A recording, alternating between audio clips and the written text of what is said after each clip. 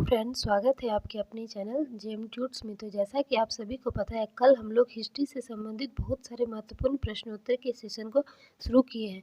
तो चलिए उस सेशन को आज हम लोग कंटिन्यू करते हैं। तो आज का हमारा पहला क्वेश्चन है, आश्रम कितने हैं? इसका सही आंसर हो जाएगा ऑप्शन नंबर 4 यानी कि 4 इज द राइट आंसर। अगले प्रश्न की ओर चलते हैं। तो अगला प्रश्न है, नंद वंश का अंतिम शासक कौन था? इसका सही आंसर हो जाएगा ऑप्शन नंबर 4 यानी कि घननंद इज द राइट आंसर। अगले प्रश्न की ओर चलते हैं। तो अगला प्रश्न है, किस शासक को डॉक्टर स्मिथ ने भारतीय नेपोलियन कहा? इसका सही आंसर हो जाएगा ऑप्शन नंबर 1 यानी कि Samudragupta is the right answer.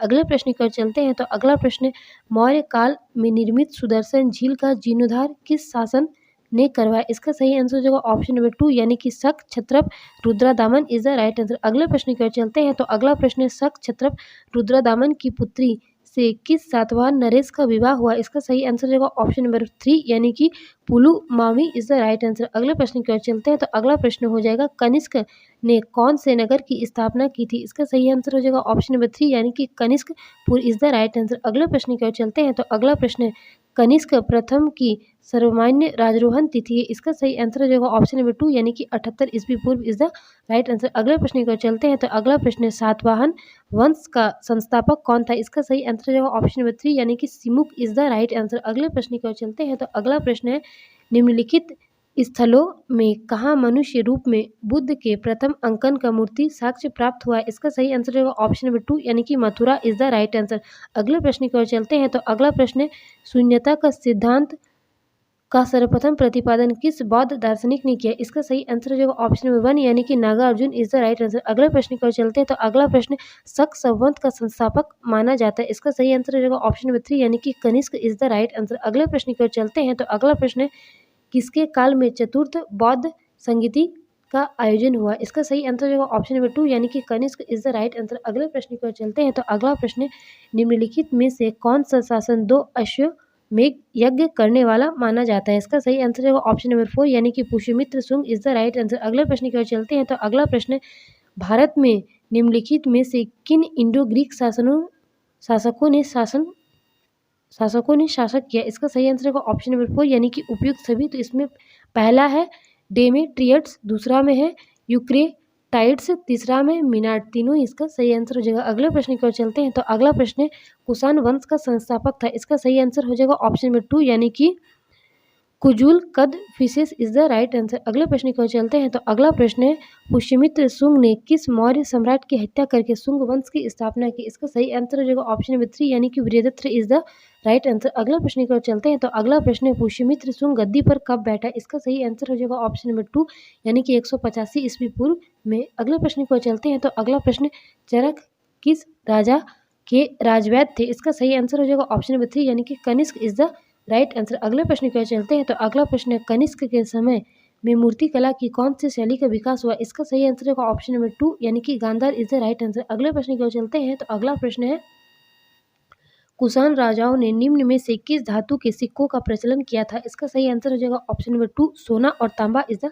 Right answer. अगले प्रश्न की ओर चलते हैं। तो अगला प्रश्न है, कनिष्क के दरबार में निम्नलिखित में से कौन सा विद्वान था? इसका सही आंसर होगा ऑप्शन नंबर 1 यानी कि Nagarjuna is the right answer. अगले प्रश्न की ओर चलते हैं। तो अगला प्रश्न है, कनिष्क की राजधानी थी? इसका सही आंसर होगा ऑप्शन नंबर 1 यानी कि Purushapura is the right answer. अगले प्रश्न की ओर चलते हैं। तो अगला प्रश्न है, गुप्त अभिलेख किस भाषा में लिखे गए? इसका सही आंसर होगा ऑप्शन नंबर 4 यानी कि संस्कृत भाषा में। अगले प्रश्न की ओर चलते हैं। तो अगला प्रश्न है, भारतीय इतिहास का स्वर्ण काल किसे कहा जाता है? इसका सही आंसर हो जाएगा ऑप्शन नंबर 2 यानी कि गुप्त काल इज द राइट आंसर। अगले प्रश्न की ओर चलते हैं। तो अगला प्रश्न है, गुप्तकालीन शासन प्रणाली किस प्रकार की थी? इसका सही आंसर हो जाएगा ऑप्शन नंबर 1 यानी कि राजतंत्रात्मक इज द राइट आंसर। अगले प्रश्न की ओर चलते हैं। तो अगला प्रश्न है, किस शासक को कविराज के रूप में जाना जाता है? इसका सही आंसर हो जाएगा ऑप्शन नंबर 3 यानी कि राजा भोज इज द राइट आंसर। अगले प्रश्न की ओर चलते हैं। तो अगला प्रश्न है, समुद्रगुप्त के इलाहाबाद स्तंभ अभिलेख के रचयिता है? इसका सही आंसर होगा ऑप्शन नंबर 3 यानी कि Harisena is the right answer. अगले प्रश्न की ओर चलते हैं। तो अगला प्रश्न है, भारतीय शेक्सपियर कहा जाता है? इसका सही आंसर होगा ऑप्शन नंबर 3 यानी कि कालिदास को। अगले प्रश्न की ओर चलते हैं। तो अगला प्रश्न है, किस ग्रंथ में चंद्रगुप्त का विशिष्ट रूप से वर्णन हुआ? इसका सही आंसर होगा ऑप्शन नंबर 2 यानी कि Vishakhadatta is the right answer. अगले प्रश्न की ओर चलते हैं। तो अगला प्रश्न है, नालंदा विश्वविद्यालय किस शासक के काल में शिक्षा का सबसे बड़ा केंद्र था? इसका सही आंसर होगा ऑप्शन नंबर 1 यानी कि हर्ष इज द राइट आंसर। अगले प्रश्न की ओर चलते हैं। तो अगला प्रश्न है, चंद्रगुप्त द्वितीय विक्रमादित्य के दरबार में नवरत्न में निम्न में से कौन सा नहीं था? इसका सही आंसर हो जाएगा ऑप्शन नंबर 3 यानी कि Kalidas is the right answer. अगले प्रश्न को चलते हैं। तो अगला प्रश्न है, विक्रमादित्य की उपाधि किस शासक ने धारण की? इसका सही आंसर हो जाएगा ऑप्शन नंबर 2 यानी कि चंद्रगुप्त द्वितीय इज द राइट आंसर। अगले प्रश्न की ओर चलते हैं। तो अगला प्रश्न है, गुप्त संवत का प्रारंभ किस ईस्वी में हुआ? इसका सही आंसर है ऑप्शन नंबर 3 यानी कि 320 ईस्वी इज द राइट आंसर। अगले प्रश्न की ओर चलते हैं। तो अगला प्रश्न है, चंद्रगुप्त द्वितीय के शासन काल में कौन सी चीनी यात्री भारत आया? इसका सही आंसर होगा ऑप्शन नंबर 3 यानी कि fine is the right answer. अगले प्रश्न की ओर चलते हैं। तो अगला प्रश्न है,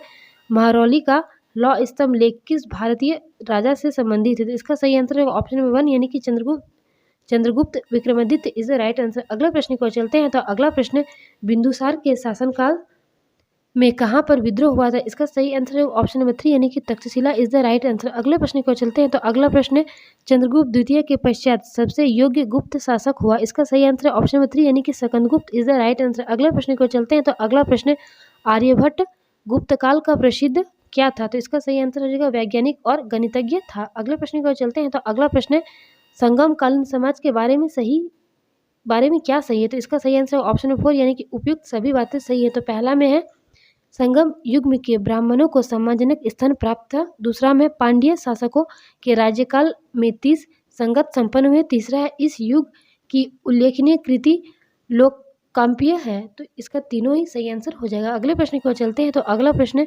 बादमा का चालुक्य शाखा का संस्थापक कौन था? इसका सही आंसर हो जाएगा पुलिकेशिन प्रथम इज द राइट आंसर। अगले प्रश्न की ओर चलते हैं। तो अगला प्रश्न है, शाहनामा का लेखक कौन था? इसका सही आंसर होगा ऑप्शन नंबर 1 यानी कि Firdausi is the right answer. अगले प्रश्न को चलते हैं। तो अगला प्रश्न है, चालुक्य वंश का सबसे महान शासक कौन था? इसका सही आंसर हो जाएगा पुलकेशिन द्वितीय इज द राइट आंसर। अगले प्रश्न को चलते हैं। तो अगला प्रश्न है, गुर्जर प्रतिहार वंश का संस्थापक था? इसका सही आंसर होगा ऑप्शन नंबर 2 यानी कि नागभट्ट प्रथम इज द राइट आंसर। अगले प्रश्न को चलते हैं। तो अगला प्रश्न, प्रतिहार वंश का वास्तविक संस्थापक था? इसका सही आंसर होगा ऑप्शन नंबर 3 यानी कि मिहिर भोज इज द राइट आंसर। अगले प्रश्न को चलते हैं। तो अगला प्रश्न है, परमार वंश का सबसे शक्तिशाली शासक था? इसका सही आंसर होगा ऑप्शन नंबर 2 यानी कि भोज इज द राइट आंसर। अगले प्रश्न को चलते हैं। तो अगला प्रश्न, पल्लव वंश का सबसे महान शासक कौन था? इसका सही आंसर होगा ऑप्शन नंबर 3 यानी कि नरसिंह वर्मन प्रथम इज द राइट आंसर। अगले प्रश्न को चलते हैं। तो अगला प्रश्न, चोल मंदिर स्थापित का प्रमुख लक्षण क्या है? इसका सही आंसर होगा ऑप्शन नंबर 2 यानी कि विमान इज द राइट आंसर। अगले प्रश्न को चलते हैं। तो अगला प्रश्न, चोल शासक का अंत किसने किया? इसका सही आंसर होगा ऑप्शन नंबर 3 यानी कि Malik Kafur is the right answer. अगले प्रश्न को चलते हैं। तो अगला प्रश्न, पल्लव वंश का आदि पुरुष कौन था? इसका सही आंसर होगा Shiva Skanda Varman is the right answer. अगले प्रश्न को चलते हैं। तो अगला प्रश्न, चोल वंश का संस्थापक कौन था? इसका सही आंसर होगा option number 3 is the right answer यानी कि Vijayalaya is the right answer. तो इस सेशन में इतना ही, फिर मिलेंगे हम लोग नेक्स्ट वीडियो में। अगर आपको वीडियो पसंद आया तो वीडियो को लाइक करें और चैनल पर पहली बार चैनल को सब्सक्राइब करें। Thank you.